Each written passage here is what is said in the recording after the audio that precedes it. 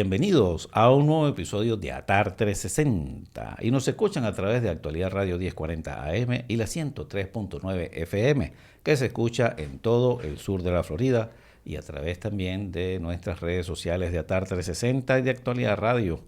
Nos pueden ver en YouTube, en los canales de Instagram, Spotify y también les recomiendo que nos sigan para que siempre escuchen todo lo que está ocurriendo en Atar 360. Pero hoy que tenemos a Max Ramírez aquí con nosotros, antes de su entrevista, Churro Manía. Churros de chocolate o azúcar no quiero. El de Arequipe también lo deseo. El churro manía, rica manía de sabor de todos los días. Qué sabroso compartir el sabor de Churro Manía, el sitio de encuentro para todas las edades. Somos los originales. Ofrecemos la mayor variedad de churros calientitos y deliciosos. Disfrútalos solo en Churro Manía. Bueno, ya estamos de vuelta en Atar 360 y hoy vamos a hablar cosas dinámicas que tienen que ver con el tequila de Casa Sar. Max Ramírez, que junto con su esposa Viviana fundaron esta gran empresa del tequila. Max viene de la parte corporativa. Correcto. Un emprendedor corporativo de muchos años. Y luego te convertiste en un emprendedor. ¿Cómo fue esa transición? Primero, gracias por invitarme al programa. Estamos halagados de poder estar aquí también presentando la marca y apoyando tu iniciativa de tu podcast sobre emprendimiento. Me parece también muy, muy interesante. Bueno, yo empecé en Venezuela en Procter & Gamble. Tuve unos 5 o 6 años ahí. Después transicioné a The Clorox Company. Y después estuve en Diageo, Venezuela. Tuve la suerte de entrar en Diageo, que es una empresa espectacular. Y Diageo apoyó mucho mi crecimiento, no solamente a nivel de formación, sino a nivel de entendimiento de nuevos mercados. Con Diageo salí hacia Panamá, después Diageo me trajo también a Estados Unidos. Y después de una carrera de casi 10 años en Diageo, al final de mi carrera logré ocupar una posición de vicepresidente del área de Supply Procurement, de suministro y compras.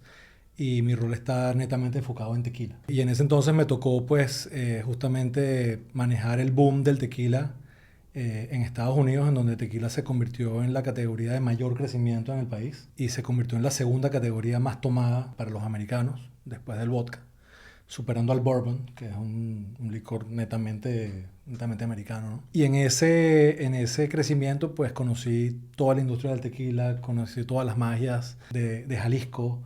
Conocí muchas destilerías, toda la cultura que hay detrás del agave y básicamente pues nos enamoramos de esa cultura, ¿no? Y de el hacer buen tequila.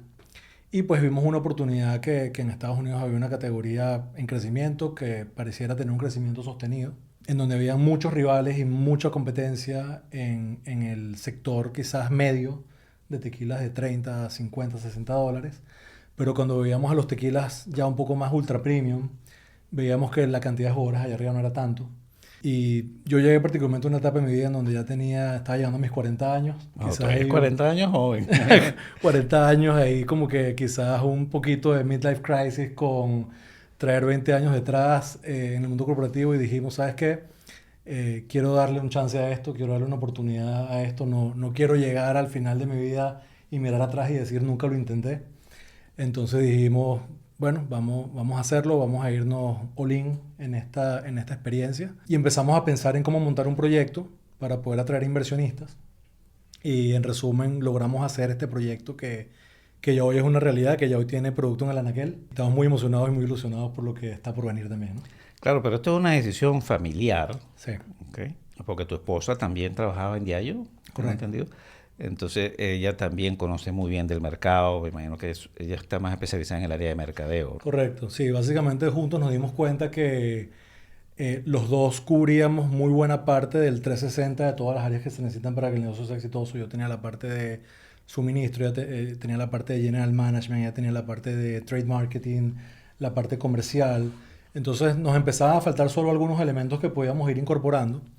Y por otro lado, experiencia de otros amigos también exitosos en el mundo del emprendimiento. Siempre me quedó algo grabado en la cabeza que nos decía, mira, nadie te va a dar dinero para invertir si tú no estás 100% dedicado a esto. Entonces, básicamente lo que dijimos fue, ¿sabes qué? Vamos a dedicarnos los dos a esto. vamos a vender una propuesta, un proyecto lo suficientemente fuerte en donde los fundadores están completamente enfocados en hacer crecer esto.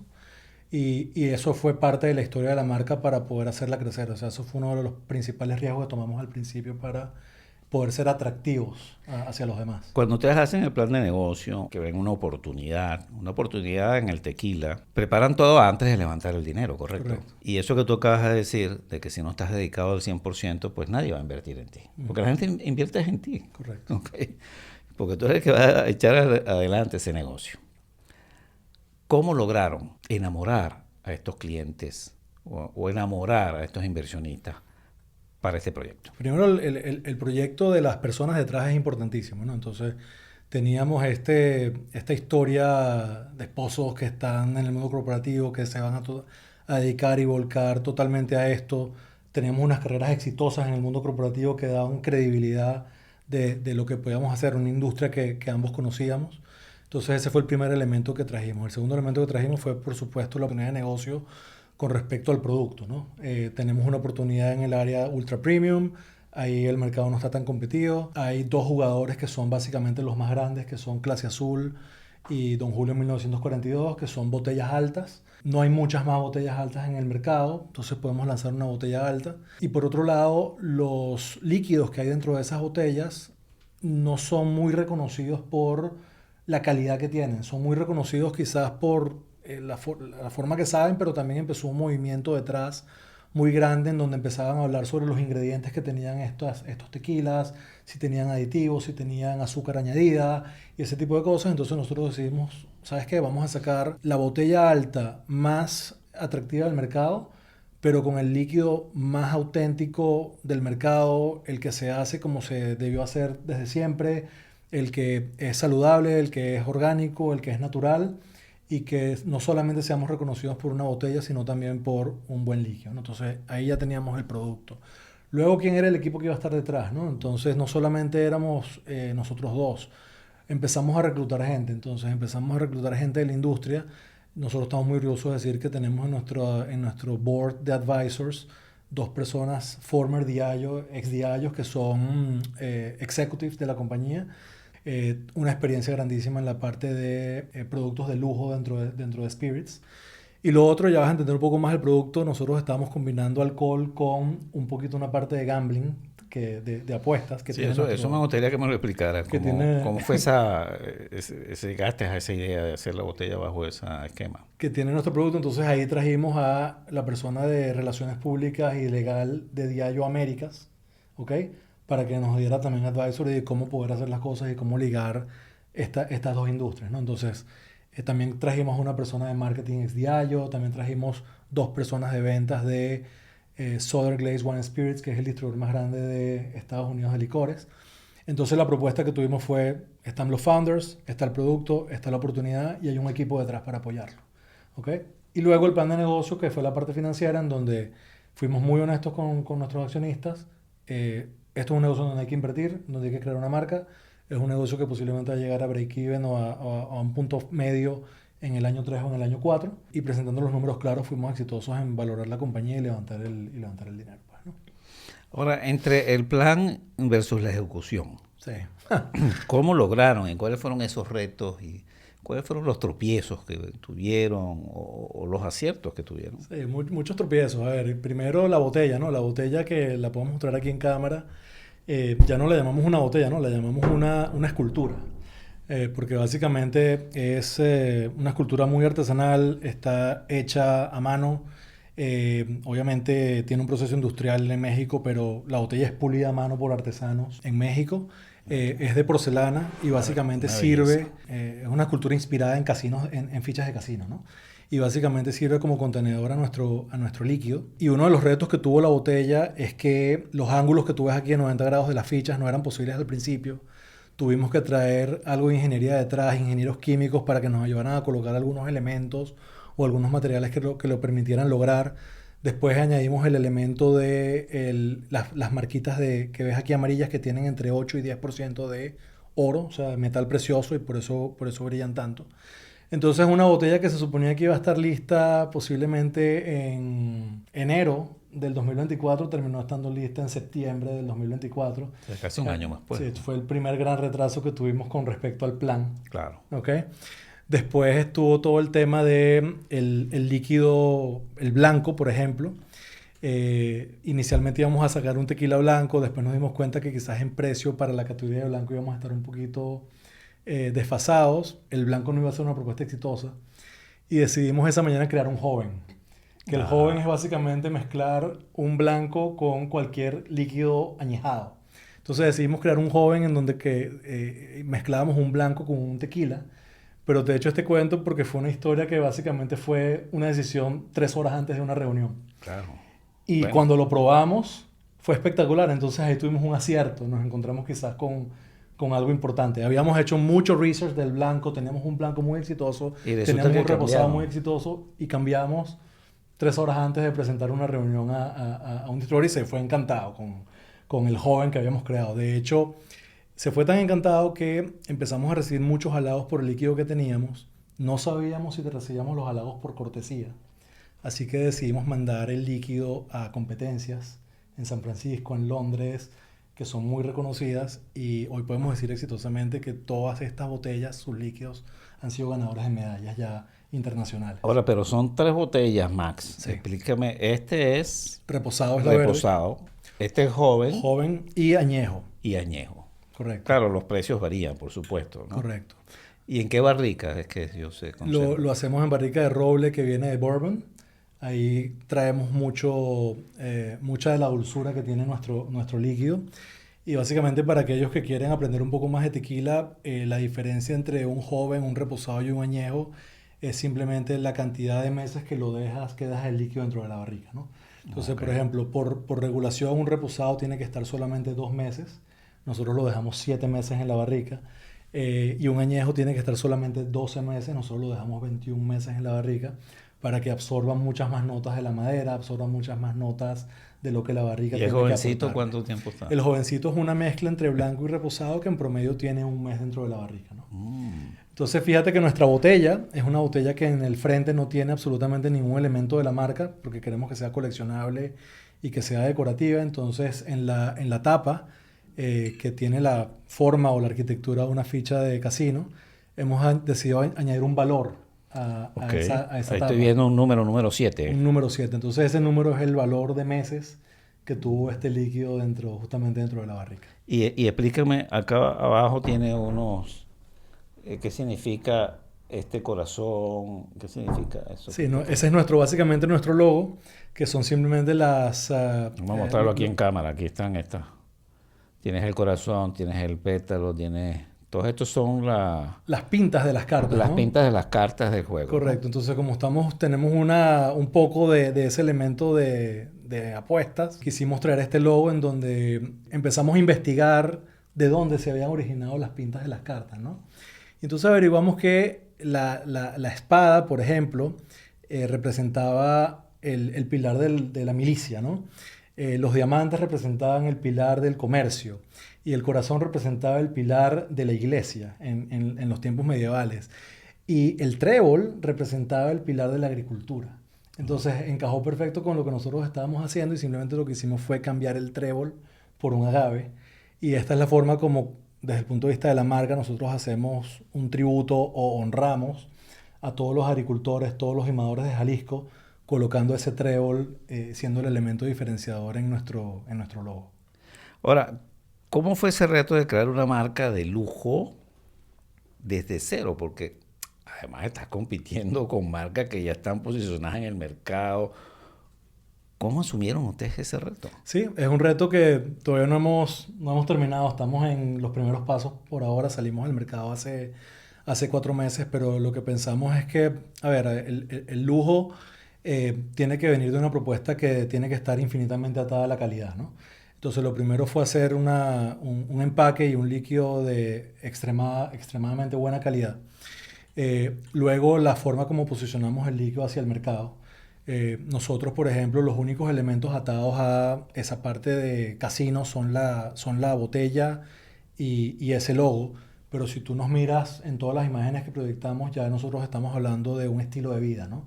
Estamos hablando de cómo salimos a la calle, cómo estamos presentes en la noche, cómo estamos presentes en las ocasiones de consumo, que es donde hay el compartir entre dos personas, porque al final del día... Eso es lo que llaman activaciones, correcto, ¿cierto? es que al final del día el licor es un producto que está diseñado en esencia para celebrar, ¿no? Para degustar, Claro. para celebrar, para compartir, para conectar. Porque para hacer tequila tú puedes hacer tequila de muchas formas, ¿no? Hay lo que llaman los atajos, ¿no? Exacto. Nosotros cocinamos el agave de una manera lenta, nos tomamos en el proceso de manufactura quizás más horas de las que se toman otras empresas.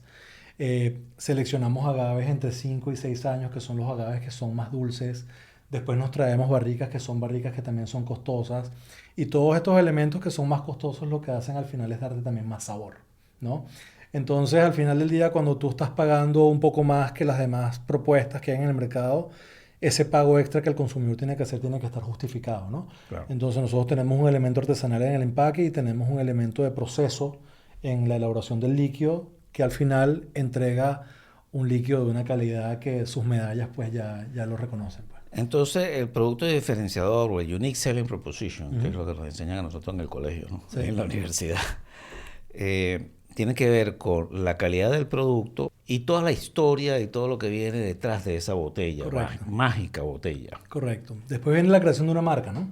Porque tienes el producto, ahora tienes la marca y todos los productos exitosos o masivos en el mundo tienen una marca detrás que los avala y que los ampara, ¿no? Entonces, lo que nosotros hicimos para crear una marca y crear una conexión con las personas es que así como mi esposo y yo lo dejamos todo por hacer este proyecto, básicamente nosotros apostamos en nosotros mismos. Y ese es el mensaje que nosotros traemos con este pila de fichas de casino, ¿no?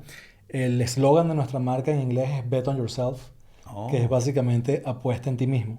Pues, Entonces, nuestra escultura de fichas se convierte simplemente en un elemento que te invita o que te promueve a que apuestes en ti mismo y que vayas detrás de tus sueños y que vayas detrás de tus ambiciones y que vayas detrás de las cosas que tú deseas y te gusten, ¿no? Celebrar esas pequeñas victorias que se van teniendo a lo largo de ese camino, ¿no? Qué bueno, porque eres un emprendedor. Ustedes mismos apostaron, ustedes mismos decidieron hacer este producto una realidad. La verdad que el mensaje es potente, por eso se llama Casa Azar. Sí, ¿Okay? que es la mezcla de casa de azar, ¿no? Y ahí lo mezclamos. Y tú ves, por ejemplo, en el mundo de los licores, yo siempre veo, por ejemplo, el ejemplo de Johnny Walker, ¿no? Que Johnny Walker te decía, keep walking. Ese era el eslogan Johnny Walker. Era un eslogan que hacía una conexión uno a uno con la persona. El eslogan de nosotros es algo parecido, pero quizás un poco más moderno y quizás un poco más atrevido, de básicamente bet on yourself. A mí me gusta eso, es bet on yourself. Que siempre uno dice, pero cree en ti mismo. No dejes que las otras cosas externas te controlen o dirijan tu vida. Hazlo tú. Correcto. Tienes tú mismo que ir una extra milla. Correcto. Y ese es un mensaje muy potente también para cualquier entrepreneur, ¿no? Y cualquier persona que está a punto que está en esa duda de querer dar el salto o no, apuesta en ti mismo. Yo voy a dejar una pregunta en el aire porque vamos a identificar ahorita, ¿no? Yo quiero que hablemos después del regreso del mercadeo y si tienen algunas colaboraciones premium que ustedes hayan hecho, si hay algunos influencers, cómo ustedes manejan todas esas activaciones, si lo hacen distinto como hace el común denominador de los otros que están en el mercado. Nada de esto sería posible sin nuestro patrocinante Churro Manía. Churro Manía. Churros de chocolate o azúcar no quiero. El de Arequipe también lo deseo. El churro manía, rica manía de sabor de todos los días. Qué sabroso compartir el sabor de Churro Manía, el sitio de encuentro para todas las edades. Somos los originales. Ofrecemos la mayor variedad de churros calientitos y deliciosos. Disfrútalos solo en Churro Manía. Bueno, ya estamos de regreso en Atar 360 con Max Ramírez, cofundador junto con su esposa Viviana de este negocio que se llama Casa Azar, que es el tequila de lujo, tequila premium. Y dejamos en el aire todo lo que tiene que ver con el mercado, las colaboraciones premium, cómo ustedes manejan las activaciones. Sí, a ver, desde el punto de vista de activaciones, siempre estamos mandando nuestro propio personal a entender cuál es la reacción del mercado, ¿no? Cuando hacemos tasting, yo mismo soy el que estoy yendo, mi esposa también está yendo, estamos entendiendo cuál es la reacción de las personas a cada uno de los líquidos, cuál es la reacción de las personas al mensaje que mandamos con el Bet on Yourself, a las botellas, qué cala, qué no cala. Porque yo creo que al principio de un emprendimiento, cuando tú estás empezando, una de las cosas más importantes, sobre todo en este país, que es un país de tanta escala, es que tú entiendas qué es lo que funciona y qué es lo que no funciona, ¿no?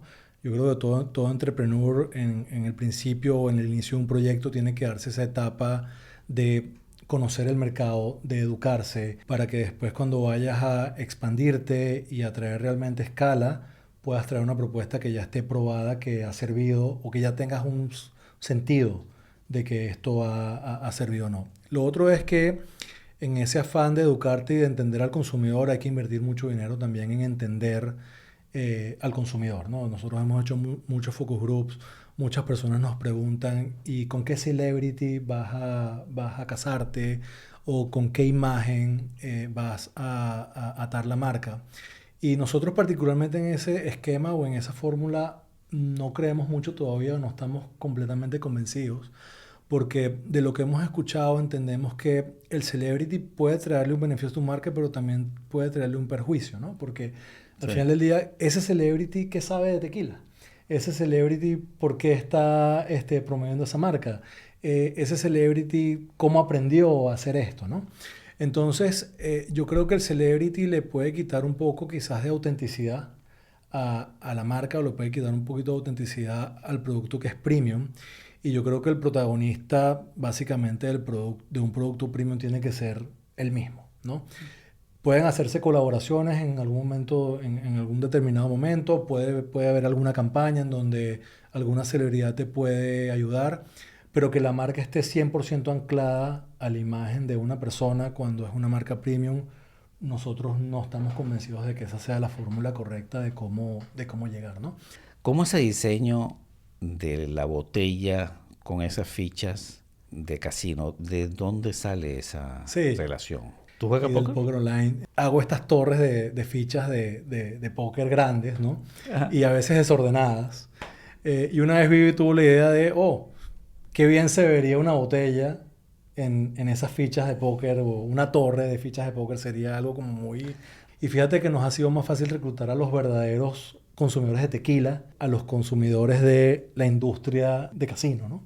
Lo cual al final te demuestra que lo que importa al final es el producto, ¿no? Lo que importa al final es el líquido que está dentro, es el que te hace que haya la recompra, y eso se ata justamente a ese tema de armar una marca de lujo. La calidad tiene que ser la piedra, el ancla del producto. Aquel que le gusta el tequila siempre está buscando la mejor calidad, y si lo encuentra, en este caso Casasar, pues entonces tiene una nueva oportunidad. Ya no se queda con las dos marcas que ya están, sino que hay una tercera marca que viene a ocupar ese espacio. Y ahí hay un tema interesantísimo que acabas de mencionar, que por ejemplo la categoría del tequila evolucionó en Estados Unidos, ¿no? Entonces hay mucha gente que recuerda el tequila hace 20, 30 años con no necesariamente buenos recuerdos. Correcto. Porque era la época en donde se tomaba tequila con un shot. Sí, a lo mero macho. A lo mero macho, y dame 10 shots de una y no me acordé qué pasó. Ahora el tequila cambió completamente, sino que está lo que ya se llama el sipping, ¿no? Que es el tomar del tequila para degustarlo. Y el consumidor en Estados Unidos ha evolucionado enormemente. Obviamente también como marca, de manera muy responsable, siempre promovemos en que nuestro tequila se disfrute de la manera más responsable posible. Ahora, ¿cómo van a hacer para escalar este emprendimiento? Te comentaba que uno de los retos para todo emprendedor en Estados Unidos es que Estados Unidos, ser un país básicamente de 50 estados, es como si tuviera 50 países distintos, en donde cada estado tiene su regulación. Lo primero que tienes que hacer es aprender. Dedica mucho tiempo a educarte, dedica mucho tiempo a entender tu mercado y dedica mucho tiempo en concentrar los esfuerzos en un área geográfica en donde puedan verse resultados, ¿no? Yo creo que si aquí tú te pones a expandirte demasiado al principio, lo que hay que hacer ahorita es concentrarte en ciudades, pero lo primero es poder ganar en estos sitios donde quieres ganar. Una vez tú ganas y demuestras que puedes ganar en esos sitios, ya tienes una fórmula para poder probarla a ver si también sirve en otro lado. Lugar. Y segundo, pues el apoyo de tus inversionistas, ¿no? Tienes que ser muy responsable con lo que le prometes a los inversionistas, tienes que ser muy responsable con la parte de visibilidad que les das, de cómo va el negocio, porque al final del día siempre vas a necesitar más inversión. Hacer conocer una marca es algo que se hace con mucho esfuerzo, con mucha inversión. Poco a poco la marca se da a conocer, si haces las cosas bien, si crees en lo que estás haciendo, Los resultados poco a poco se van dando. Mi consejo a cualquier entrepreneur que esté en este momento es nunca desesperarse, siempre seguir haciendo lo que se cree, aprender y ajustar en el camino. Y una de las cosas quizás importantes a la hora de levantar capital está lo que se llama Smart Money, ¿no? Ajá. Trata de traer siempre Smart Money a tu compañía, que eso significa trata de traer inversionistas que aporten algo nuevo o que aporten algo al proyecto, ¿no? Entonces mi inversionista ángel o mi angel investors es la destilería. ¿Okay? Bueno, eso le da mucho más credibilidad. Le da ¿no? mucho más credibilidad y nos pone en una posición muy buena porque nosotros no somos lo que se llama un private label. Nosotros no somos simplemente una empresa que utiliza un maquilador para hacer el líquido, sino que la destilería es parte de nosotros. Claro, es dueña del negocio. ¿Okay? Que una vez que el angel investor entró, luego conseguir a los demás inversionistas para completar la ronda fue muy fácil, ¿no? Entonces por eso yo te digo que a nivel de expansión geográfica hay que concentrar, hay que ganar, hay que demostrar, hay que probar el concepto, ¿ok? Y probar que el concepto puede ser reaplicado en varios sitios. Pero fíjate que nos quedamos, ¿no? Los que nos escuchan, que les gusta el emprendimiento, les encanta, hemos conversado aquí de cosas increíbles, cómo hicieron este modelo de botellas, todas las cosas que hace la marca muy poderosa. Pero hay una parte personal, lo hablábamos detrás de las cámaras cuando tú me dijiste, Ariel, yo crecí en una familia donde todos teníamos un chip, de todos ir a la universidad, graduarnos, ser profesionales y trabajar en una compañía y bueno, tener nuestro sueldo y vivir así hasta el día que nos retiramos. Y hacer una carrera. Hacer una carrera, me retiro a los 50, a los 60 y ya. ¿Cómo ha influido ese cambio en tu familia? Nos formaron y estamos aquí también por ellos, ¿no? Y le agradecemos mucho a nuestros padres todo el esfuerzo que hicieron por nosotros. Clase media, trabajadores, empleados y el chip era ese, ¿no? Y ahora vemos a nuestros hijos. Cambia completamente la visión de una persona cuando está metida en una casa de una entrepreneur, cuando está metida en una casa de empleados, ¿no? Y no hay respuestas buenas ni malas a ninguno de los dos modelos, es simplemente que las cosas se ven de una manera distinta. Los dos son válidos. Los dos son válidos. Pero bueno, este es un programa de emprendimiento y también hay emprendedores que también son empleados o que trabajan en corporaciones. El haber traído esa escuela. Esa escuela corporativa es muy buena. Entonces, hay muchas maneras de lograrlo, hay muchas maneras de llegar hasta allá, ¿no? Nosotros primero pasamos por una escuela muy grande de corporaciones y esas empresas pues nos formaron y aquí estamos. Estamos llegando ya, Max, casi al final de nuestro programa, ¿no? Y nosotros siempre le pedimos a nuestros invitados que nos den 3 consejos. Ok, bueno, yo creo que el primer consejo que le daría a todo aquel que está pensando ser entrepreneur es que nadie en el mundo va a estar más enamorado que tú mismo del proyecto al cual quieres abarcar. Tú eres la persona que más cree en ese proyecto, eres la persona que más puede aportar a ese proyecto y armar el proyecto, documentarlo, tener estructura para armar ese proyecto y para llevar todas esas ideas que tienes en la cabeza al papel es uno de los elementos fundamentales y lograr atraer personas a que quieran ser exitosas contigo, ¿no? Ninguna empresa crece desde la casa o desde la oficina, ¿no? Hay que estar en la calle. En la calle es donde están las oportunidades, en la calle es donde está el networking, en la calle es donde están los consumidores, en la calle es donde están los puntos de venta. Entonces, entender el mercado, entender la calle, entender lo que está pasando allá afuera, eventualmente te va a hacer crecer. Yo no estaría en este podcast, por ejemplo, si no nos hubiésemos tomado un café en el pasillo, ¿no? Eso es correcto. Hay que estar en la calle. Y quizás el tercero es que el aprendizaje nunca termina. Nunca termina. Y hay que estar en constante renovación y en constante actualización de todo lo que está pasando. Entonces, invertir en el aprendizaje es importante. El aprendizaje te lo puede dar la parte académica, te lo pueden dar cursos, te lo pueden dar los libros y te lo puede dar hablar con la gente. Entonces, ese sería mi tercer consejo. Nunca dejar que el aprendizaje muera. Claro, no creerte que te la sabes toda. Correcto. Tener esa humildad. Sí, tener la humildad de que cuando alguien viene con una buena idea, uno escuchar. Así que bueno, te quiero dar las gracias por invitarnos al programa. Un placer que hayas venido a contarnos de tu negocio y sé que les va a encantar a todos los que nos están escuchando y nos Muchas están viendo. gracias. Y para los que nos quieran adquirir, pues tenemos una plataforma de e-commerce, www.casazar.com. También en nuestras redes sociales está Casazar Tequila en Instagram. Y ahí pueden saber un poco más de lo que estamos haciendo y cómo vamos evolucionando. Y bueno, el cuarto consejo para la gente que nos escucha: bet on yourself. Apuesten en sí mismo. Eso es correcto, que es el eslogan de Casazar. Bueno, llegamos al final de nuestro episodio de hoy. Gracias por habernos visto y escuchado. Y ya saben, Max, nada de esto sería posible sin nuestro patrocinante Churromanía. Churromanía.